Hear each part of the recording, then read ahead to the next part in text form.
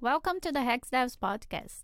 A podcast for smart developers and founders who are building awesome things and making a living beyond the 9 to 5. This episode is sponsored by VanHack. VanHack helps tech talent get a job abroad. VanHack also helps companies hire amazing tech talent from all over the world. Join VanHack today by clicking on the link provided in the description notes.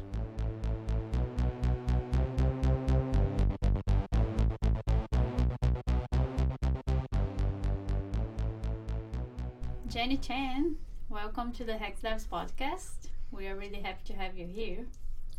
Thank you so much for inviting me. I'm excited to be here too. Awesome. So, can you talk a little about yourself, about your background? Hi, I'm Jenny, and I'm a full stack developer. And actually, I went to university for an English degree, but I took a class in web design, and that's when I really started learning how to code.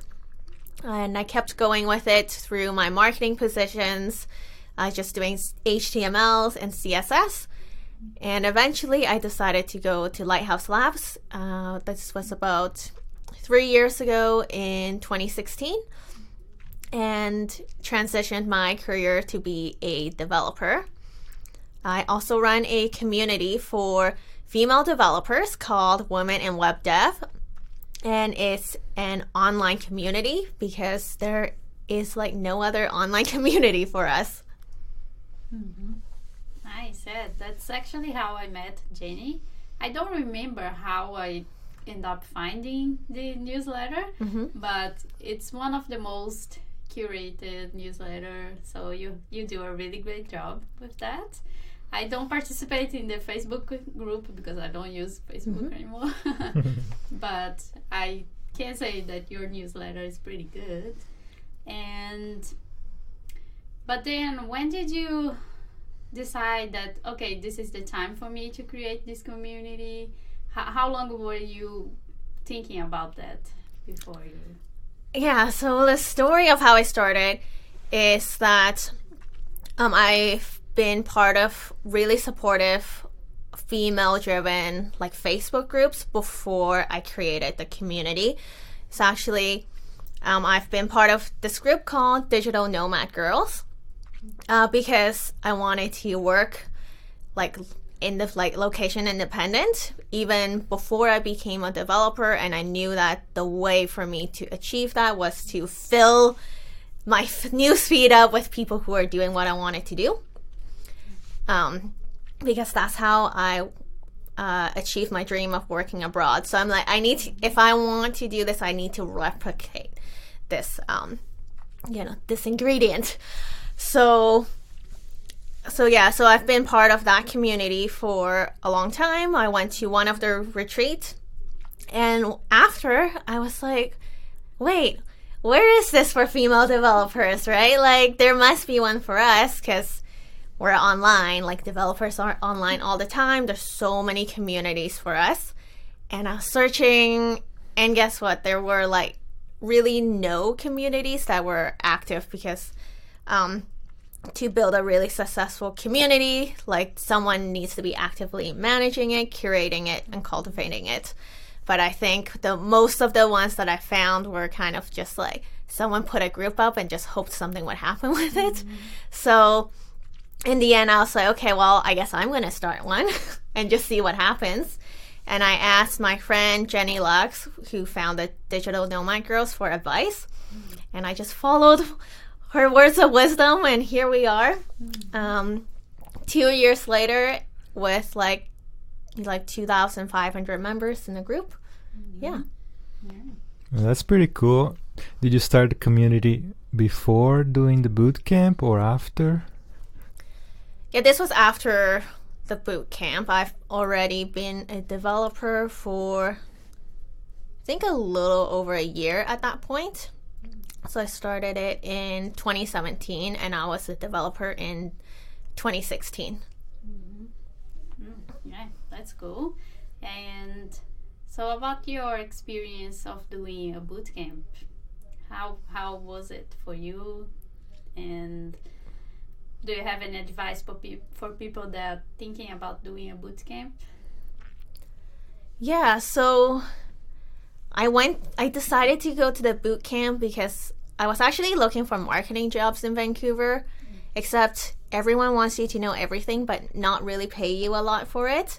So I'm like, if I'm going to be in a career that expects me to be up to date, like I want to be in one who rewards me for it.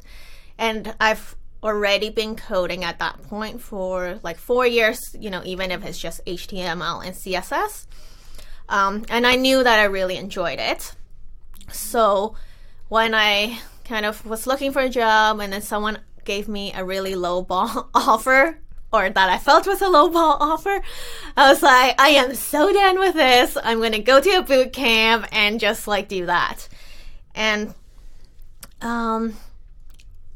I see a lot of people having doubts about going to a boot camp now. And I was like, why didn't I have those doubts? I'm just going to do it and become a developer. It was very clear in my mind. Like there was no doubt at all.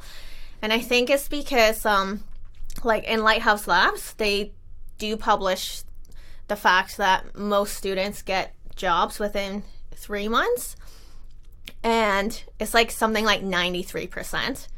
And I'm like, well, I've always been a top student, right? Like, so I'm going to be one of those 93% of people. So I think when people have doubts, they gotta be thinking like, okay, is your boot camp reputation good? Do they have a track record? Like, are you like, can you even foresee yourself being those bottom 10% when you have never been the bottom 10% of anything, right? But for this one scenario, they think that somehow they're going to fail. So I think really taking a step back and like, I'm a very logical person. So I'm like taking a step back and looking at the math and being like, am I being realistic? Like, does this make sense? Or am I being like letting my fear take over and like creating this like terrible drama in my head? Yeah. Nice. Yeah. You feel like you put yourself to win when you start thinking about things, right? So I think that it helps when you want to achieve things because you know where you want to be, right? Yeah. So I guess when I see, like, I do understand why people have these fears because some boot camps are really expensive. They have to quit their job. Like, I had no job when I did this, so it's also made it easier because I wasn't giving up anything, right? Like, I'm like, okay, I'm just gonna start from scratch. Yeah. It's good to see that you were super confident about it, but if the person that wants to do a boot camp is not very confident, what would you tell her? Like, what's your advice for someone that is not very confident, right. Is a little, I don't know, should I change my careers right now? I'm not sure. Will it be too hard for me? Yeah, that's a great question. I think the only way is for the person to ask themselves, like, would I regret it if I don't do this? Like, if 20 years from now, looking back, would I regret it if I never took the chance and done this? And I think, like, it's easy for us to kind of have the short-term fear and letting that hold us back. But if you take the long-term view, it's like, what would I regret more on my deathbed? So after the boot camp, how was the process of finding a job after the boot camp for you? And what have you been working on? Yeah, so Lighthouse Labs kind of match you up with potential employers, which is like a really great service that they provide, both to the employers and to the students. And I actually got the first job I interviewed for. One of the key things was that the job required someone who understood Chinese. So the competition was a little bit, I guess, like, the candidate pool was smaller for sure. But I thought I did terrible because it was my first interview, and I'm like, I'm for sure not getting that job. Did you have to interview in Chinese? No, I didn't have to interview in Chinese. Oh my gosh. I don't know if I'll pass if I had to do that. But since some of the products were in Chinese, then it's helpful for you to kind of know the characters and at least know, if you're putting stuff in the right category, that kind of thing. So I actually got the first job I interviewed, first out of boot camp, which is really amazing. And then there I was working on like a Ruby on Rails and Angular stack. And then I only stayed at that job for a few months because my next job, I wasn't actually looking for a job, but I went to the open house of a company that I was interested in even before I became a developer. And I was like, I'll just go see what they're about. Maybe I don't like them, then I don't have to follow them anymore. But they had like speed interviews at the open house, and I just kind of went along with the process. And then at the end, they offered me a job, which was better than the one that I had. So that's how I got my second job as a developer. Yeah. That's pretty cool. How long did it take you, like, between the two jobs? And, like, how long after leaving the boot camp that you got your first and second job? So I basically, like, graduated from boot camp, and I think it was a week later that I got my first job. And then I stayed at my first job for 2 months. And then I started my second job as a developer. Nice. But now you have been working remotely, right? Yes. So I left my second job because actually the job was not a good fit for me. The company was great. I loved everyone there. It's just that the job involved like a lot of client work, which meant that I had to jump in between a bunch of different projects every day. And my mind apparently did not like this. My brain didn't like it. I was really stressed out. But I was like, I don't know why I'm so stressed out and like kind of unhappy. And I think it was because I knew that if I were like allowed to focus on fewer projects, that I would be a lot more productive. So actually, it was like for kind of the sake of my mental health, I'm like, I need to just quit this job. I had no job lined up. I was like, I will take the summer off. I already knew people who were freelancing, maybe not as developers, but I knew people in real life who were doing it. So I was like, I'll take the summer off. I'll try and figure something out, try this freelancing thing out. And if it doesn't work out, I can always find another job. At that point, I've already had a year's worth of experience. So I've been to recruiting events where, managers are like, we would die to see a female applicant, like a qualified female applicant, walk through our door. I'm like, great. I'll have to pick up any company I want. I just have to go and talk to them. Maybe they hire me, maybe they don't, but at least I know that most companies would be interested in talking to me.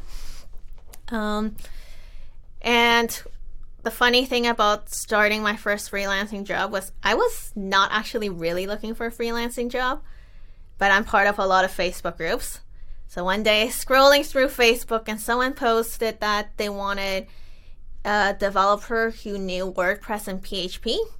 So I was like, yeah, that sounds like me. I've done, stuff that's described in this post. So I just shot her a message and kind of went through her test and her process, and then she selected me. And there I basically was a subcontractor for her agency, and I was earning like double what I earned before. So yeah, that's how I got started with freelancing. It was basically like, I guess, keeping my options open, and just like when I went for these opportunities, I didn't even know that they'll turn out into anything. Like I went to the open house, I'm like, this might just be something like 2 years down the road. Like I didn't know I'll get a job from it.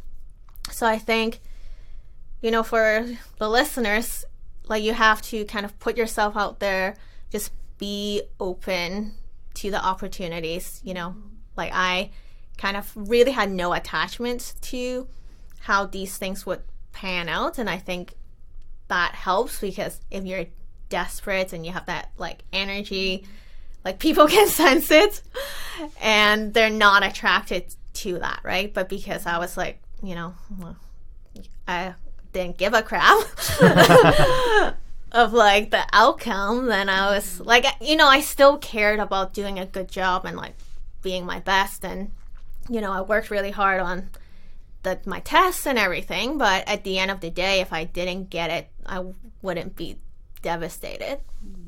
Yeah, that's a really good advice. Put yourself out there, and this is something that I didn't do that much in the beginning of my career. I've been doing more recently, and I definitely feel that you get to meet more people, more interesting people, right? And you never know what can come out of this, right? Yeah, for sure. And like sometimes, like I do this too sometimes, right? When you're like, oh, I'm not going to do it because I don't think they'll like me. But the thing is, like, you have no idea if this person will like you or not. So like you're rejecting yourself by not speaking up. And this is like, this is very bad. You will never get what you want by rejecting yourself first. So it's kind of like, yeah, they might reject me, but if I don't do it, like, it's going to be a no forever. Whereas if you reach out, or if you just say, hey, like, I think I qualify, then at least you have a chance of maybe someone picking you, right?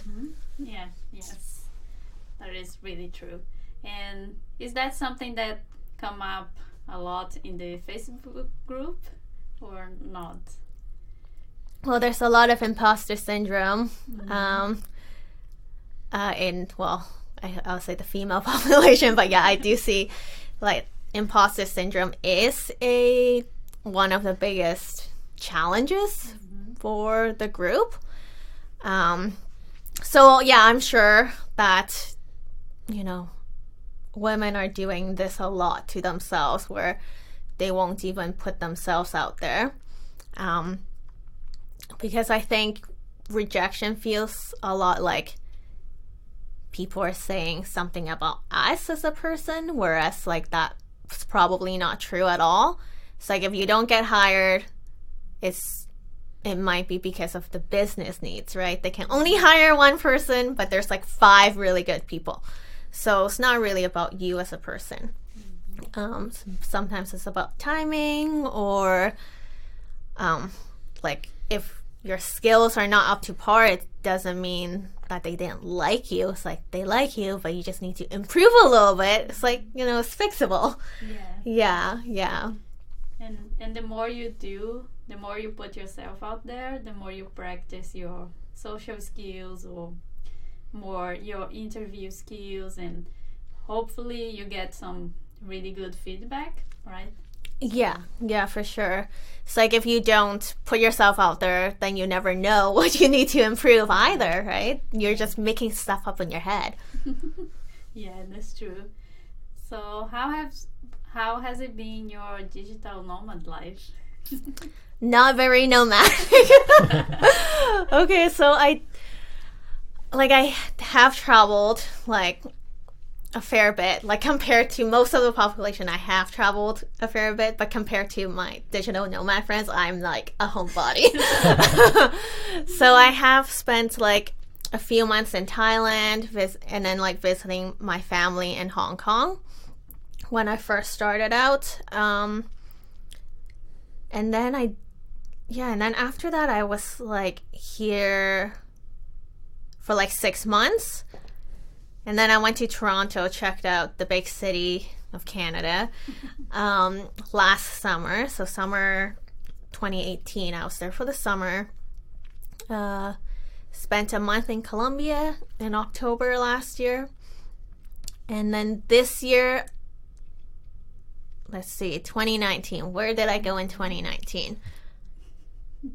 I was mostly in Vancouver. I spent a month in Europe in June, but that was about it. Yeah, and I do find that when I travel, it's distracting. It's exciting, but it's distracting and tiring. And for me, especially if I'm like growing my business and my community, I've decided actually for the next year that I'm going to stay in Vancouver, just because I don't want to waste my brain power on figuring out where to go and work, like what Starbucks to go to. I just want to like save that mental energy to actually grow the business. Mm-hmm. Yeah. Nice. And talking about your business, so how is your progress so far? Have you been generating some income from there? And how do you generate the income? Yeah, so like, Women in Web Dev has started as a Facebook group, and like I never really thought about making money from it or anything, but I did realize as time went on that like I'm putting my time into it, so to actually have it sustained and like surviving and growing, it needs resources, whether it means it's me, my time, or someone else's time. It needs something. And I was like, okay, well, I'm doing it now. I still like it, but maybe someday I won't want to continue, or maybe life happens and I won't be able to continue. So I just kind of started thinking about the future of it. So now how I'm getting revenue is I started a paid membership in May. Took me like 6 months to actually do this thing. I was supposed to do it in January, and then I did it at the end of May. So yeah, for a low monthly fee, people can join a kind of a smaller, more intimate community where I'm there doing like office hours and like different events every week. Because what I noticed is with a lot of, say, networking events or like online groups, is that the connections are very shallow. So you never really get to know anyone and like form deep connections, right? So if there was a sustained smaller group where people can get together during regular events, this is where you actually get to make friends and just, not feel so lonely as a female developer.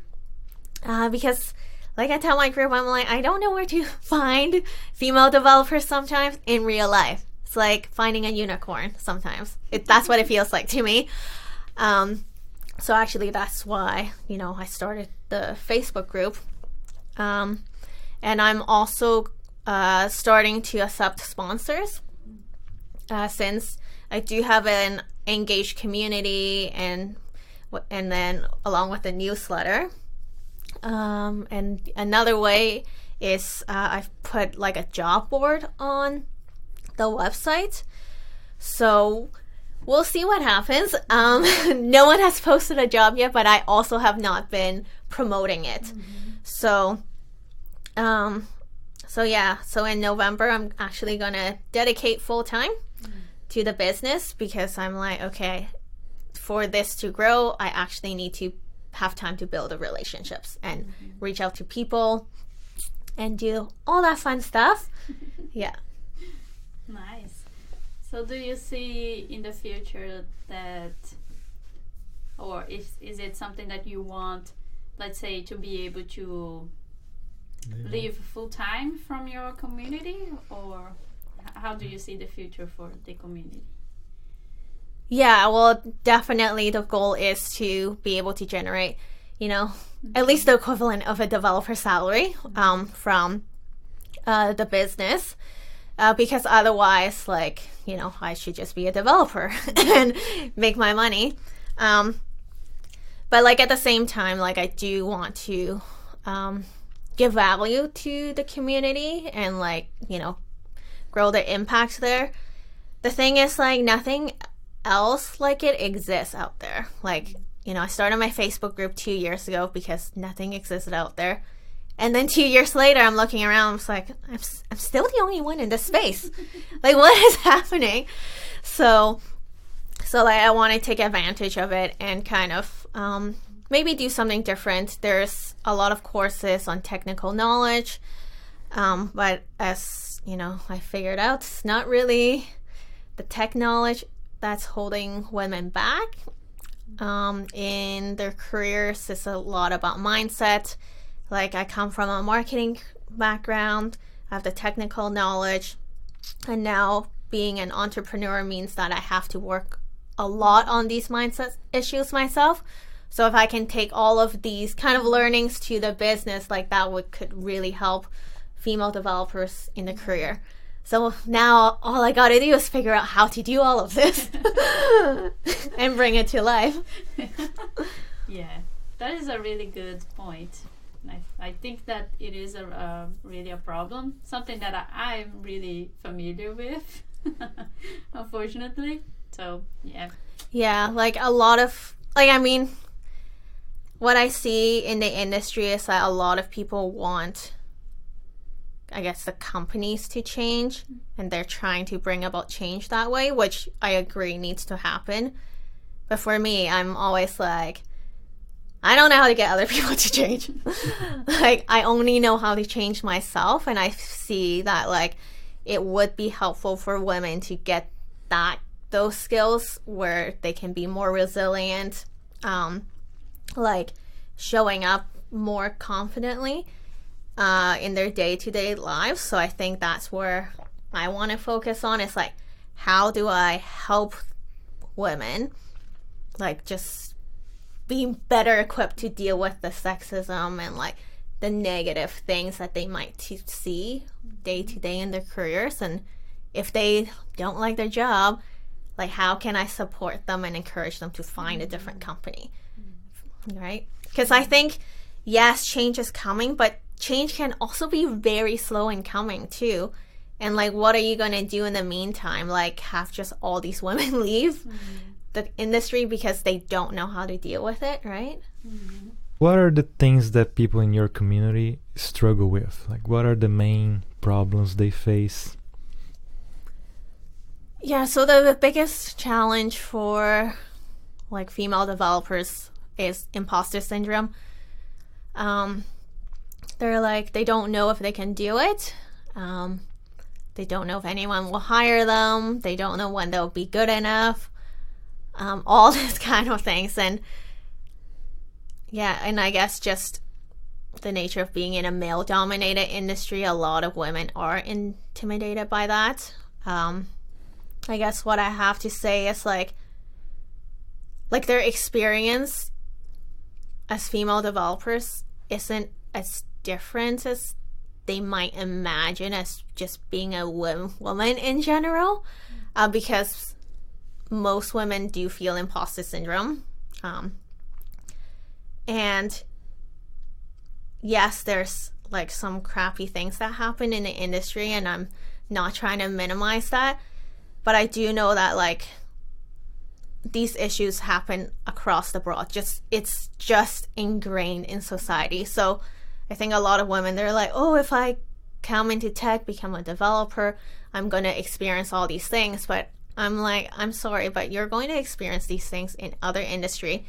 Maybe the percentage is not as high, but as you move up in your career, like we've all heard of the high power female executives who face like all these issues in any industry. So I think it comes with the territory of A, being a woman, and B, moving up in your career.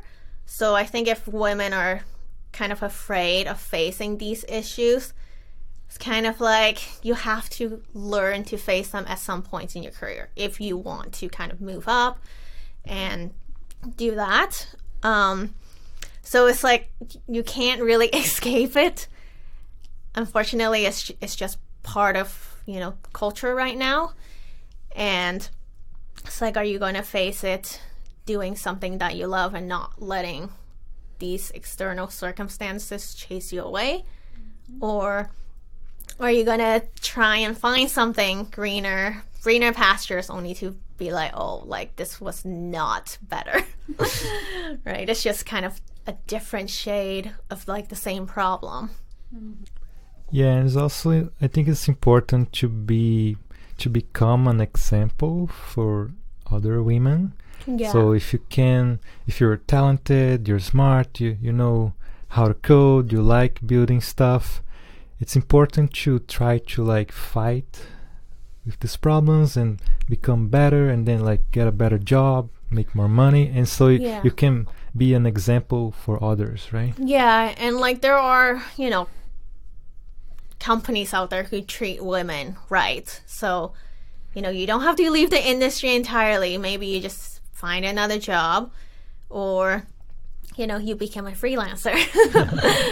There's lots of like, you know, female entrepreneurs who are not technical, and they only wish that they had a technical woman on their side who can, like, you know, not necessarily to build them an app, but just like help them, you know, with the business website and like integrating with different services, that kind of thing. So there's lots of opportunities out there too, to use your technical skills in like other ways. Mm-hmm.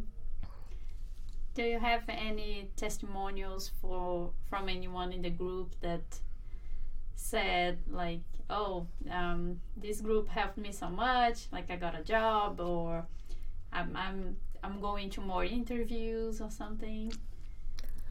Yeah, so actually I won a scholarship like to go to a conference, the O'Reilly Software Architecture Conference in February. And another scholarship recipient was there because of the newsletter, because she applied for the same one. So I met her there, which was really nice. And yeah, people have told me that like they've applied for jobs from the job postings or opportunities that I've shared in a group or in the newsletter. I guess the biggest testimonial would be the fact that like there's the 21-day coding challenge with Lighthouse Labs, and the past 2 times I formed a team for it. And so the first time I didn't really know what I was doing. So I was like, after I had 100 people sign up, I'm like, I'm not going to promote this anymore just so that I know it's manageable. So I actually have 40 women who completed the challenge. And some of them had never coded in JavaScript before. And the second time, I had like 112 women who completed the challenge. So I think, you know, those would be the, you know, biggest proof of like that having a community behind you works. Mm-hmm. Yeah. Nice. Yeah. Congrats. Those are really good examples. Yes, very exciting. So what are the technologies that you have been working on mostly? Do you have any technology that you like most? What about your technical background? Yeah, so at Lighthouse Labs, I learned Ruby on Rails. And I've dabbled kind of in Angular in my short 2-month internship. Didn't really know what I was doing, but, you know, got the gist of it. And at my first job, it was actually doing API integrations. So taking data from one endpoint and saving it into our databases. So, you know, it can be displayed in the apps that we build. And so that's what I got really good at, is databases and like working with APIs. I've done some like custom WordPress sites, like complex ones where, you know, I made custom plugins and database tables for them and that kind of stuff. And then currently in my current contract work, I do a lot of PHP, and because it's like a social media management tool. So I do a lot of integrations with the social media APIs. The code base is older, so we kind of just we're just implementing things like Symfony and Doctrine, writing acceptance tests and like all that kind of stuff. So like, I mean, I wouldn't say I'm too up to date on the latest and greatest React like frameworks and all that kind of stuff. I'm like no JavaScript type of gal.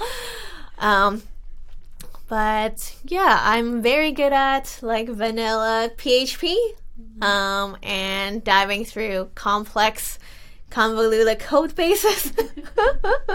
That's important. Yeah. Good, nice.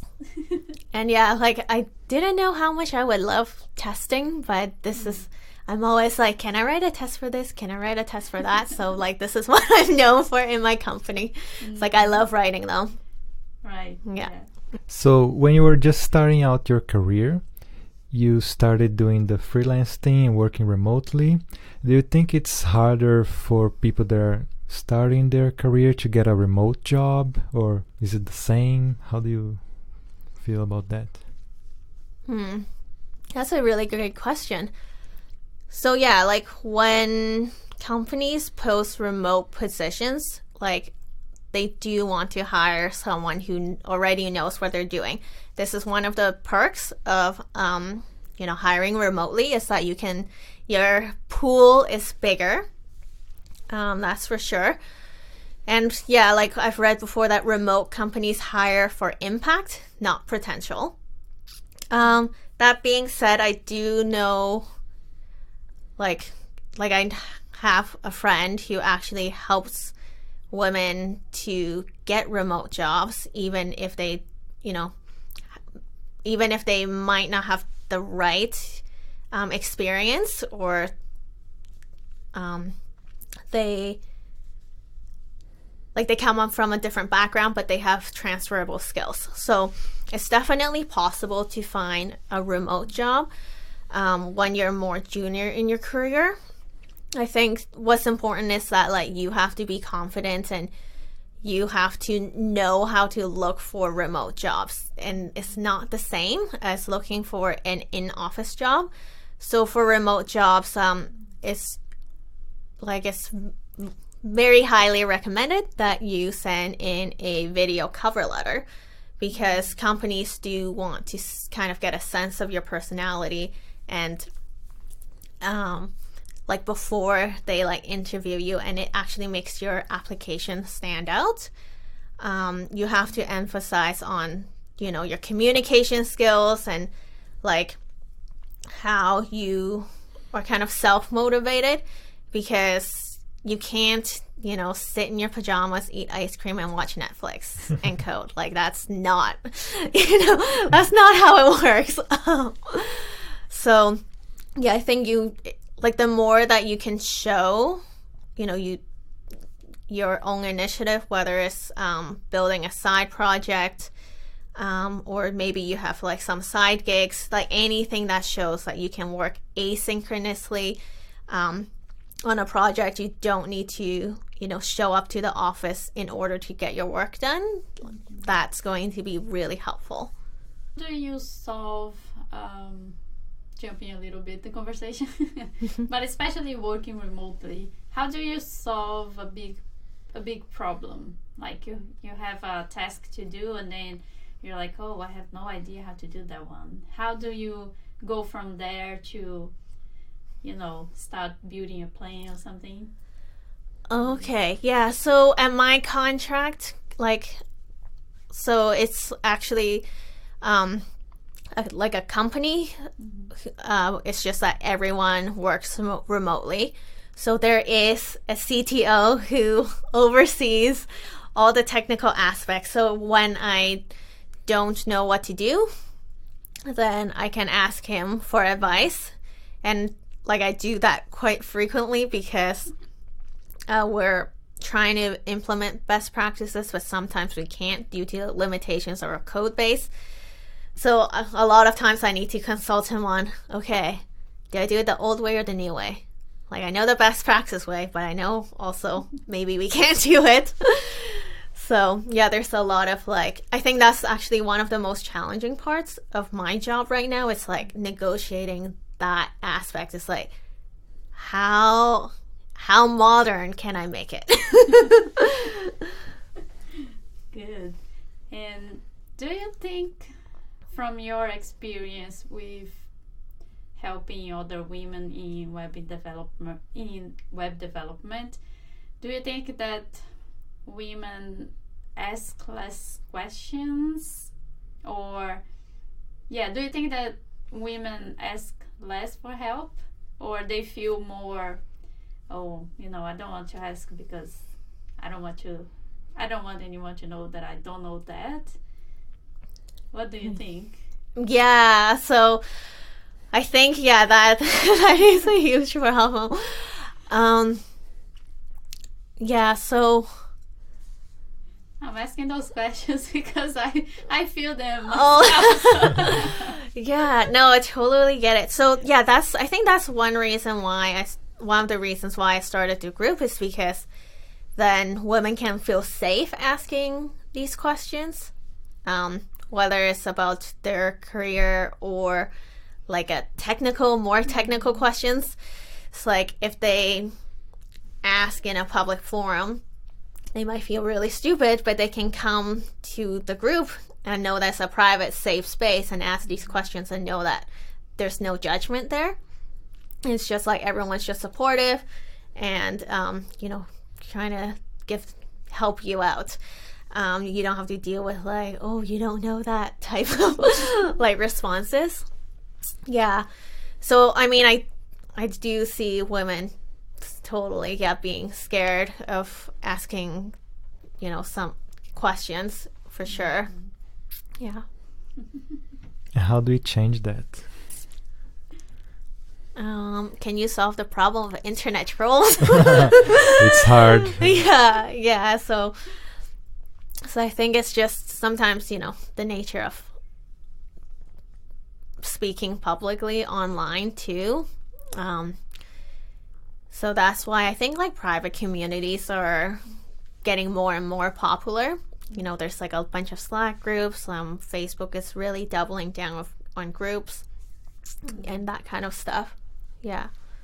When you post a job in your mailing list, do you kind of pre-select the job or the company so maybe it's a better company for your community, or like this is better for remote workers? Like, how do you select those jobs that you share? Yeah, for the opportunities that I share,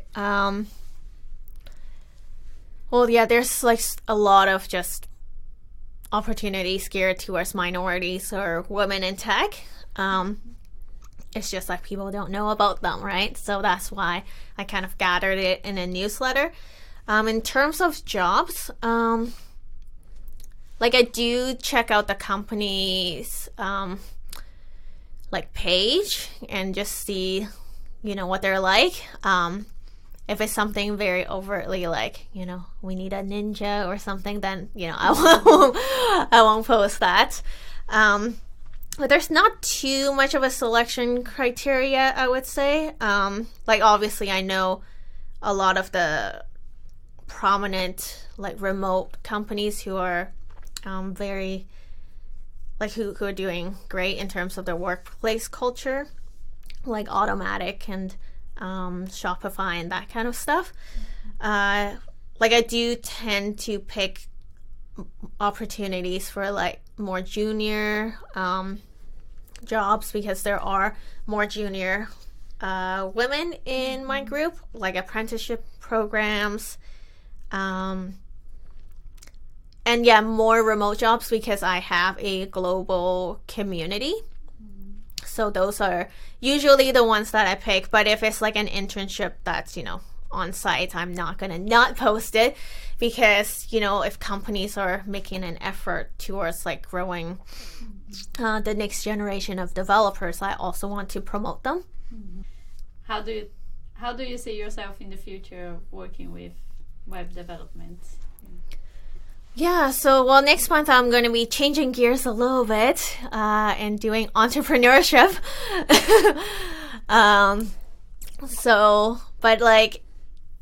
I can't see myself going back to an office in the near future just because I love working remotely. That being said, now I'm very aware of kind of the downsides of both the pros and cons of working in an office versus working remotely. So working remotely, the thing is that you don't make as many like in-person deep connections, and if you're more junior, you know, when you're in an office, you get to learn more just by being in an environment where other people are talking about their problems, their challenges with their code. So I do recommend people who are starting out, like, you should pay your dues in an office just because it's going to help you accelerate in your career. So that would be my take on it. Yeah, but for me, I don't know when I'll go back to an office. I do have a very long list of requirements that would bring me back to an office, but I'm like, I don't think anyone will like match them. So we'll see, like, if the right opportunity comes along. So yeah, my key thing is if I can find a manager who would 10x my career, that's when I'll go back to an office. So we'll see when that person comes along. Right now, I do want to grow my business, so it's not going to be in the next year. And we'll just see like where life takes me. It's not like I would never go back. I think it's also depends on the stage of your life too. Yeah. And do you have any tips for people that are either working remotely or thinking about working remotely in terms of productivity? How do you separate your, like, for example, your business from your work, and then your personal life from your work? Yeah, so since I've been working remotely for almost 2 years, like, I think I've only established like my real like routine. Like, I think I figured out a routine that works for me, and it's taken me quite a while, but it's okay. Like, it's all about learning how you work best. And this is what like working remotely has given me, is this awareness of how I work best. So definitely establishing a routine is key. So like, I work out like in the mornings, and then have my breakfast. I usually do my email checking and like Facebook group management first thing in the morning, just because I need to like do a little bit of tidying up, like decluttering, and then I can focus on my work. I usually work between like 10 to 12, take an hour for lunch, and then 1 to 5, and then after that, like, sometimes I do attempt to work, but I think I have to admit defeat at this point that after dinner, my brain just doesn't want to do anything. So I actually have a very regular schedule, like, compared to someone who works a 9 to 5, just because I find that this schedule does work for me. And in terms of separating my business and my contract work, I actually work on my business on Mondays now, because I was procrastinating on my business with my contract work, because I'm always like, oh, but this pays the bills, and like I can work more hours and earn more money. And I realized at some point that it was a way to procrastinate, because sometimes the business is scary. So now I have a rule that I can't earn any money until I worked on the business, and it's actually works a lot better. It's like these little things that you notice, it's like incredible, like what like your brain will do to help you like stay safe. Yeah. Yeah, that makes a lot of sense, and it's a good advice, because I noticed that we procrastinate a little bit too, because it's easier to do work on your job because you kind of know what you need to do. Yeah. But when you have your business, you kind of have to figure out new things, different things, right? Yeah, I think when you do new things and then you're like, oh, but I don't know how to do it, so you go to the thing that you know how to do. Yeah. Then you're like, well, you're never going to figure it out then. What are other things that you see for the future of the women in dev for the next, I don't know, 3, maybe it's too far away, 3, I don't know, 2 years, 5 years, 10 years or something? Yeah, so I mean, I definitely don't have a 10-year vision, and I mean, for the good of the business, I should come up with something, even if it's a very vague idea. So it's like when people want to go to the moon, they kind of have an idea of where they're aiming for, which is, to space. I don't have that roadmap right now, but in the next year, I definitely want to grow the membership to like several hundred people. We'll see. Fingers crossed. So yeah, where I want to take the business, I think just doing my membership better, putting together more resources, because like right now on my blog, I have like I'm sharing stories, but I do know that, there's the very commonly asked questions that people have, and I don't have that content for them. So I want to build out, more of that. And well, I do think that like it would be really fun to have a live event someday. So that would be something really fun to do. I think most of my efforts right now is going to focus on the membership, and I think just growing the audience too, because I'm not very good at like reaching out to more people. Like growing my Facebook page and like Twitter account, and like I don't have an Instagram. So I think just trying to grow my reach is my next thing, because now I have things that work. Like I have the newsletter that like really works. I have a Facebook group, and like, people are really engaged on there, and now it's just like bringing this to more people, so more people are aware of like the awesomeness that's happening. So how are you growing your community, and especially how are you growing your newsletter? Because we really want to learn more about that. Yeah, so I mean, I've never really promoted the Facebook group. It's really all through organic searches. Like people would search for a group and then it appears. In terms of the newsletter, like I think my newsletter, it's just was born of the idea of that, like I was sharing a lot of opportunities, but I knew that Facebook don't show like the opportunities to everyone because of the algorithm. So I'm like, people are missing out. So that's why I put it together. So, if people are interested, then they wouldn't miss out if they open the newsletter.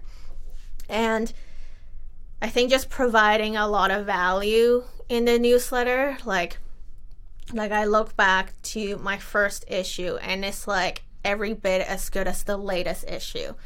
So even though the first time I did it, there were 40 people on the list, and now there's like over 1,000. So I think like that's also a way to do it. And regular communication. Like some people say you have to email weekly, but I think for me, I'm like, there's no way I can do this weekly. Like I'm too busy for that. Like, so even though I'm doing it bi-weekly, like consistently, over the past year, like this is how it's grown, is, the consistency and the value. Like even if you just do it once a month, like the first of every month, just have a rhythm where people expect to hear from you.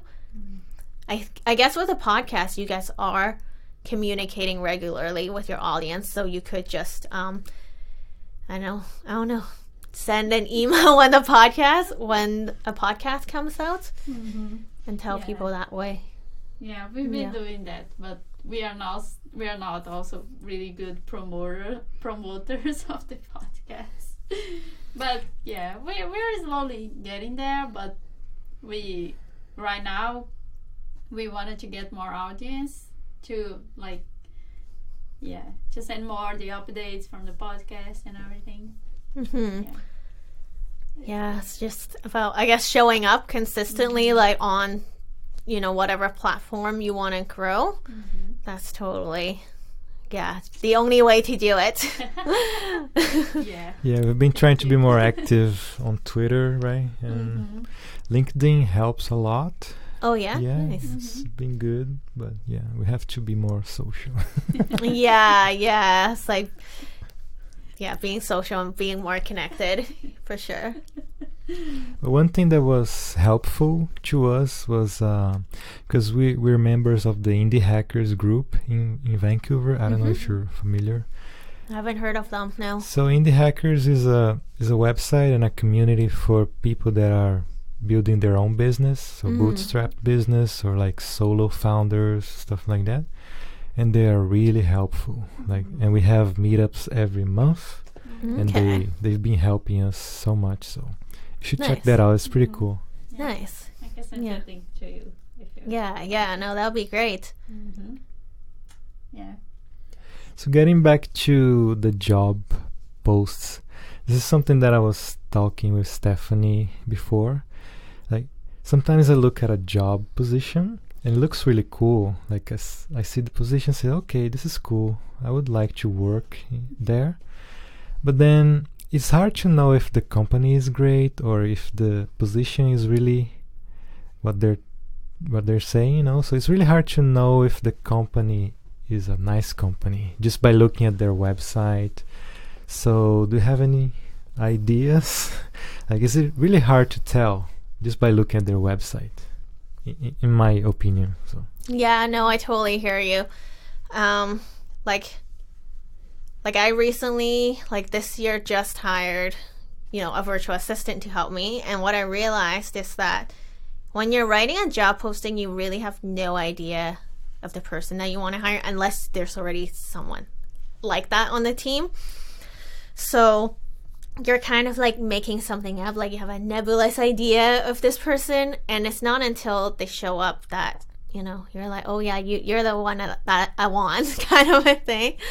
So yeah, sometimes it is hard, and it's, sometimes it's not that the company's trying to mislead you. It's like they don't even know until they see some candidates and they can be like, okay, clarify their vision a little bit. And I think we're all just really bad at talking about ourselves, and that includes companies. So I think the only way it would be to do your research and talk to people who are actually working at the company and kind of getting their take on it before you accept, their offer, because you aren't going to know. And I guess another thing is just trust your intuition, because I think, we get so caught up on what people say, but what do they actually do, right? And I think throughout the interview process you can pick up on a lot of these things, but maybe sometimes you don't take them into account, or you kind of diminish your doubts and be like, no, but it's a good job, they're paying me a lot, the office looks cool. And then you ignore the little warning flags, and then you're there for 3 months and you're like, oh, okay. That's what my brain was trying to tell me when I had that nagging feeling about this. So I think, yeah, we gotta use all of our senses when we try to assess a job or a company, because you're right, it's really hard just looking at the job posts and their website. And also, some people feel discouraged just by looking at the job position. They read and say, oh, but I don't know React, or I don't know, I don't have 10 years of React experience, some crazy thing like that. So but then, like you said, maybe you're not the perfect fit for that description, but if you talk to someone from the company, maybe it makes sense, maybe it's a good match, even though the description might be asking for a lot, Yeah, for sure. Yeah, I guess funny when job postings ask for more experience in the framework than it has existed. Yeah. Yeah, I would say for sure, if you match, they say if you match 60% of the job description, you should apply anyways, which is totally true. You don't need to match 100%, because chances are you won't match that perfectly. And if you are applying to these positions, it means that you're not aiming high enough, because you want to be moving up when you move jobs. You don't want to be staying stuck, right? And yeah, like I said, sometimes it's like they have no idea who they want. Or sometimes it's hard to articulate. So you gotta just kind of show up and be like, I think, like I kind of match up with what you want. Do I fit? Maybe I don't, maybe I do. And let them decide. Because, yeah, the job descriptions are sometimes not the best indicator or representation of what the company is looking for or what they want, or maybe they've changed their mind after they write the job description. You never know. Yeah. You need to be like, yeah, I'm so cool, you should hire me, even though I don't match like 100% of the description. Yeah, I've hired my virtual assistant because she like told me how she works, and I was like, oh, I like that. I want to learn from you. Yeah. So yeah, she like gave me the rules that I need to follow when I work with her. I'm like, okay, if you thought about it, it means you know what you're doing. So that's how I ended up working with her. Yeah, and I never thought I would work, say, on a monthly retainer basis. I just thought I would she would work 5 hours a week for me. And then it turns out that agreeing ahead of time of the tasks that she would do is genius, because I don't know if I'll ever be organized enough to tell people what they need to do every week and come up with like these tasks. So when we've decided ahead of time what she's responsible for, then it kind of like makes things easier on both of us. Like we don't have to think about it, we just do it. Mm-hmm. Yeah. So say I want to sign up for the Women in Web Dev community. What should I do? Where should I go? Yeah, so you can find out more about Women in Web Dev at the website. It's womeninwebdev.com, WOMENINWEBDEV.com. And there you will see like where you can join a Facebook group. There's a blog, there's the job board, and there's also a button for anyone who wants to sponsor and get their company or message to an engaged community of female developers. Mm-hmm. Yeah, that's really cool. And do you also coach them, help them, mentor them so they can get a job? How does that work? Yeah, so in the Facebook group, it's mostly about like women like helping each other out in the free group. Right now I'm focused on building a membership, so I'm not in there like as much or as active, but I do approve the posts, and I still see like what the questions and challenges are. I do provide some free resources for the wider community. So for example, the last couple of months we had free webinars that was actually for the membership, but I live streamed to the group, and it was available for like a few days, so for the whole community to enjoy. So the membership, the paid membership, is where people can kind of get more personalized and like one-on-one help. So we have like weekly office hours. We have a private Slack group, so you can kind of tap into my brain and like get help on your technical questions. And we also have obviously a great group of other female developers who can jump in and help answer questions. That's awesome.